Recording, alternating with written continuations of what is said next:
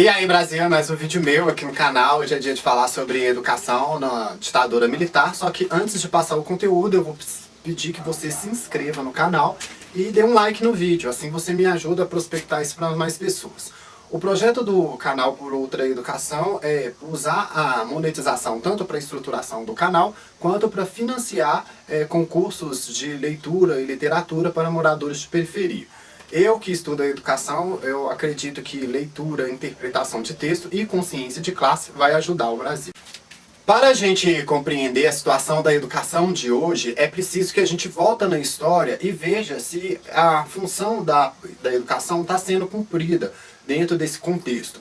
E falar sobre a educação na ditadura militar, depois do golpe de 64, também é avaliar a situação da educação na década de 60, que havia ali um declínio econômico em função do populismo, do nacional-desenvolvimentismo e uma necessidade de reformas sociais muito grande. Só na década de 60, 29 mil estudantes estavam esperando vagas dentro do sistema universitário para poder estudar. A ditadura, ela impõe ali um golpe à educação que já vinha de uma tentativa de estruturação através da Lei de Diretrizes e Bases sancionadas por Jango em 1961, e ela acaba não acontecendo, essa estruturação. Por quê? A vinculação que foi dada dentro da Lei de Diretrizes e Bases 61 não é mantida. E com isso, essa estruturação acaba só fortalecendo um sistema de ensino privado, que tinha representação dentro dos órgãos da tomada de decisão acerca do ensino público. É você imaginar que havia estranhos no ninho. Setores privados da educação estavam nos órgãos de tomada de decisão da educação pública. Vejam que só a distorção que isso daí já é. E para não parar por aí, esses mesmos grupos, como eles já estavam empoderados, eles faziam o seu jogo de influência, seus jogos de interesse, para receber recursos do Estado com uma desigualdade escancarada, sendo que naquele período mais de metade da população não tinha acesso à escola e o setor privado da educação estava defendendo recursos para melhorar o seu próprio sistema. Então, com a derrubada do governo João Goulart, a educação na ditadura militar ela passa para a mão dos economistas. O primeiro deles é o famoso liberal Roberto Campos, o ministro do Planejamento da ditadura militar. De imediato, ele já interrompe essa vinculação que já não vinha sendo mantida desde 61. E a partir da fala dele, ele vai defender o aristocracismo do ensino médio e do ensino superior, vai dar vazão ao caráter excludente da educação naquele período, fortalecendo uma educação para aquela massa da classe média que tinha apoiado o golpe na Marcha das Famílias, e o acordo MEC-USAID, que vai ser um dos nossos grandes escalabros da educação, de toda a história da educação brasileira. O Roberto Campos passa a fazer parte dessa centralização da educação, tudo que tinha sido descentralizado passa a ser centralizado. E ele vai fazer uma defesa feroz de que a educação deveria servir aos anseios do desenvolvimento capitalista e também da visão tecnicista americana desses acordos MEC-USAID. E aí eu remonto as falas do Sud-Menuti e do Oliveira Viana, que é quem eu já venho falando aqui dentro do canal, que eles criticavam e denunciavam essa xenomania acerca da educação brasileira, de se pegar um sistema de ensino e trazer para a realidade brasileira que nada condiz com esse sistema. E fica aí a crítica tão, vamos dizer, temporal, tanto do Sud-Menuti quanto do Oliveira Viana. Inicia o ano de 1964, um ano super intenso para a educação. Primeiro vem a lei que derruba o Plano Nacional de Alfabetização, caça o Paulo Freire dentro do Ministério de Educação, a quem coordenava esse plano, interrompe todo um trabalho acerca dos movimentos de educação popular no Brasil, acerca da alfabetização. Os CPCs da UNE, os movimentos de educação popular, fazem uma limpeza nesses movimentos e só deixa apenas um movimento de educação de base.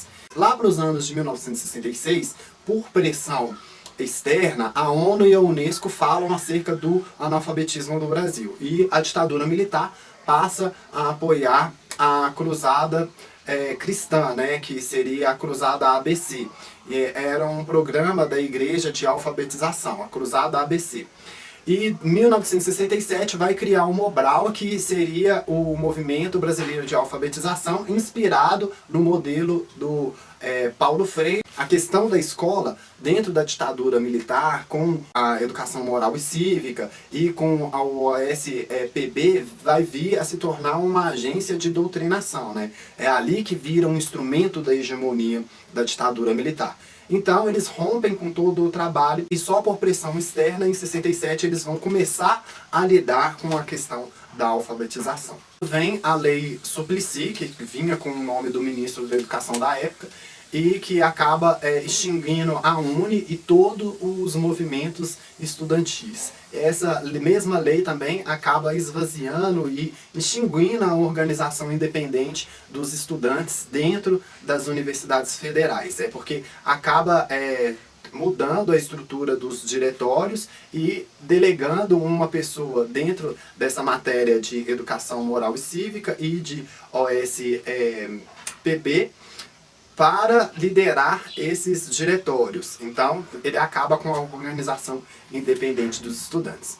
As manifestações em torno daqueles alunos que não tinham acesso à vaga na universidade, que faziam vestibular e não tinham vaga, que eram considerados excedentes, vão se explodindo aí pelo ano, desde 1960 até o ano de 68, em manifestações em torno dessa exigência aí dessas vagas. Surge aí os acordos MEC-USAID, que vêm aí sendo defendidos pelo Roberto Campos e que vão compor a nossa maior cicatriz da educação brasileira. Porque eles vêm de uma visão dependentista dos Estados Unidos, da educação americana, que remonta ao ano de 1956, que vinha do PABAI, que era um programa de cooperação entre os Estados Unidos e o Brasil para melhorar as questões da educação aqui. Ele é um grande responsável pelo gap cognitivo do país e dos déficits de consciência de classe da nossa população. E eu vou falar um pouco mais à frente o que significou essa questão do acordo MEC-USAID, que influenciou o trabalho de duas comissões que foram feitas a partir desse acordo, que é a Comissão Meira Matos, de um general que tinha por base um princípio do positivismo, que era da regeneração moral, muito influenciado na elite militar do país, nas escolas superiores dessas elites, e muito difundido por Benjamin Constant na República, porque partia de um pressuposto de que o exército conseguia fazer uma regeneração moral no indivíduo, e a partir disso eles levarem esse princípio para a educação.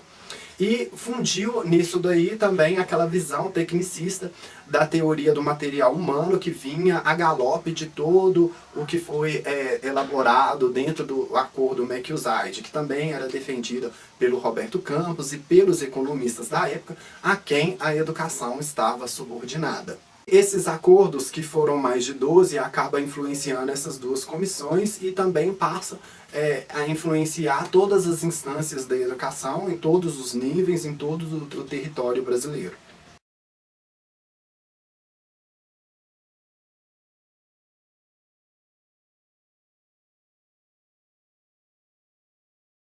Passeata dos 100 mil vai aglutinar também intelectuais e artistas contra a ditadura militar.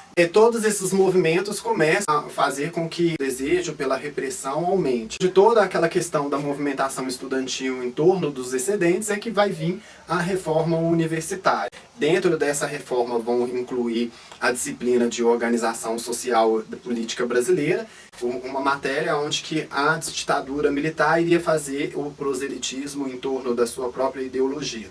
E vai expandir o sistema também de ensino privado, de ensino superior privado. É mais uma vez quando o mercantilismo da educação brasileira vai sendo fomentado. O professor Saviani, ele fala muito acerca dessa questão da privatização do ensino nesse período da ditadura militar, que há tentativas ali de depredar o ensino e com isso fortalecer o sistema educacional privado, que não tem nada de privado, ele recebe dinheiro público, então ele não é privado. Aí fica uma distorção escancarada. Aí da questão da reforma universitária, vem o fim do regime de cátedra, vem a organização do trabalho e a separação desse trabalho. Vamos dizer, cada área ficava dividida, né? Não havia aquela confluência de professores, cada disciplina vai se organizando e se separando. Também vem o início do crédito universitário, que vai vir ser mais tarde o que se chamam de FIES, criado no governo Fernando Henrique, que o PT roubou. Vem muitas transformações acerca da universidade, que muitos historiadores da educação falam que modernizou a universidade brasileira. Se é verdade, eu não sei dizer. Agora, quanto à questão da reforma universitária, ela foi muito embasada naqueles acordos MEC e naquele grupo de trabalho da reforma universitária. Todo o proselitismo da educação americana acabou influenciando essa reforma aí. Depois da reforma universitária vem o engrossamento da ditadura militar com o ato institucional número 5. Depois vai vir o decreto 477, que aí é que a bomba explode mesmo. É onde que os professores são perseguidos, cria um ambiente nas universidades de delação e terrorismo dos professores. Professores são perseguidos, presos, assim como líderes estudantis e também estudantes. Fazem uma devassa dentro da universidade, criam mecanismos de controle dentro do Ministério da Educação, criam o Departamento de Ordem e Política Social e, a partir daí, criam inúmeros controles. O próprio decreto 477, ele previa expurgo, previa demissão, cassação, perseguição. Depois disso vem a Lei 5.692 de 1971, que seria o que eles consideram uma nova lei de diretrizes e bases. Elas derrubam de vez aquela vinculação que eu falei no início do vídeo e no vídeo anterior. Aí que vem toda a questão da conjuntura da cicatriz que deixam na educação brasileira. Por que que eles, além deles acabarem com aquela divisão antiga, que tinha primário, secundário, ginásio, colegial, eles estabelecem o primeiro e o segundo grau. Mas aí o problema não está aí. Eles colocam o ensino do primeiro grau como uma acumulação de 8 anos, mas eles expandem a rede sem expandir um planejamento, uma estruturação antecipada, uma preparação dos professores, uma capacitação dos professores. Eles impõem as coisas de cima para baixo e acaba deixando o sistema educacional de São Paulo um caos. O pior vem agora. Por quê?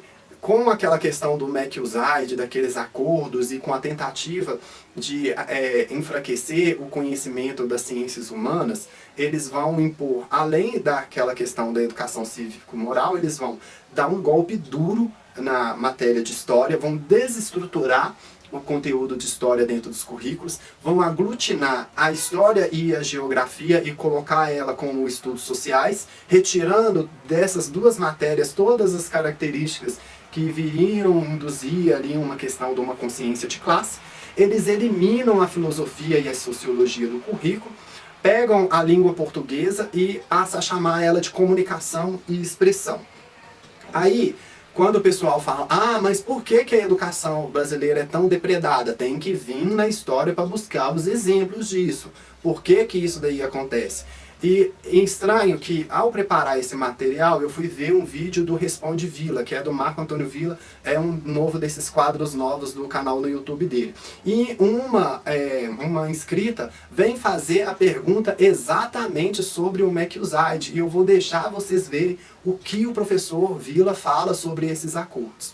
Então, eles vão trazer esses danos aí, danos assim imensuráveis na educação brasileira, por fazer toda essa ideologização na questão da educação brasileira, porque eles, em função de combater um falso comunismo na educação, eles vão tirar toda essa carga de questão de consciência de classe e vão impor a sua própria ideologia dentro do sistema de educação. E a partir daí, depredar completamente o ensino, deixando a nação brasileira com um gap cognitivo, com um déficit de consciência de classe, graças a toda essa interferência americana dentro da estrutura educacional brasileira. Nada se avançou. O que criou mesmo foi um caos na educação brasileira, a manutenção desse sistema dual, a continuidade do caráter excludente, elitista, antipobre, antinegro dentro da educação brasileira, com um ambiente de analfabetismo gritante, com um ambiente de falta de vagas na universidade também, de uma situação calamitosa. Eles também acabam com o exame de admissão, né, que seria um pré-vestibular dentro do ensino primário para alcançar o ensino secundário. Eles acabam com isso e tentam expandir a rede mesmo sem garantir os recursos, né, fazendo a expansão de um sistema precário de educação, e a gente encontra aí a educação brasileira nessa situação. Ao longo da história, o que a gente vê é que não tinha a educação nunca teve um planejamento, um projeto, uma visão holística acerca de uma construção de uma nação forte, da consolidação cognitiva de uma população, de um Estado brasileiro. Então é isso, a gente fica por aqui, a gente se encontra nos próximos vídeos. O próximo vídeo vai se tratar sobre a educação na Constituição de 1988 e, a partir daí, a educação no governo Fernando Henrique e no governo petista. E o último vídeo sobre história da educação vai passar pelo governo do Michel Temer e o descalabro atual, que é o Abraham Weintraub, o ministro da Educação do governo Bolsonaro. Então a gente se encontra aí nos próximos vídeos, dê esse like aí e a gente se vê por aí.